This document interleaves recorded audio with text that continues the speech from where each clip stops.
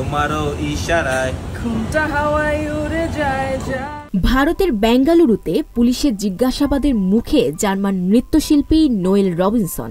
জনপ্রিয় German TikTok content creator ও নৃত্যশিল্পী Noel Robinson সম্প্রতি ভারতের বেঙ্গালুরু শহরে পুলিশের জিজ্ঞাসাবাদের মুখে পড়েছেন।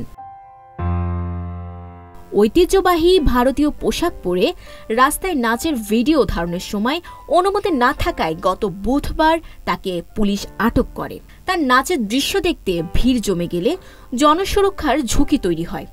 পুলিশ তখন তাকে প্রায় 15 মিনিট থানায় নিয়ে গিয়ে সতর্ক করে এবং জরিমানা করার পর ছেড়ে দেয়। পরে নোয়েল ইনস্টাগ্রামে একটি ভিডিও শেয়ার করেন যেখানে দেখা যায় পুলিশ তাকে গাড়িতে তুলছে এবং সে সময় তার মাথা গাড়ির দরজায় ধাক্কা লাগে। ক্যাপশনে নোয়েল লেখেন, এই প্রথমবার পুলিশ স্টেশনে যেতে হলো, একটু ভয় পেয়েছিলাম, ভেবেছিলাম জেলে পাঠাবে, কিন্তু সব ঠিকঠাকই শেষ হয়েছে। তিনি তার ভক্তদের আশ্বস্ত করে জানান, বন্ধুরা চিন্তা করো না, এমন অভিজ্ঞতা যে কোনো দেশেই হতে পারে। ভারতের প্রতি আমার ভালোবাসা একটুও কমবে না।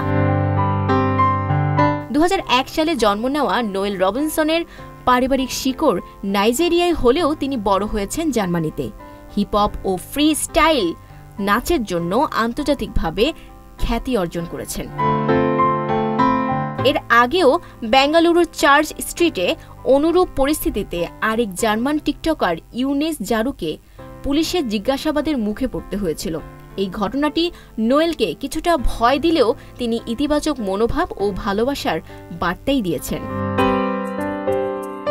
Desk report, news flash 71।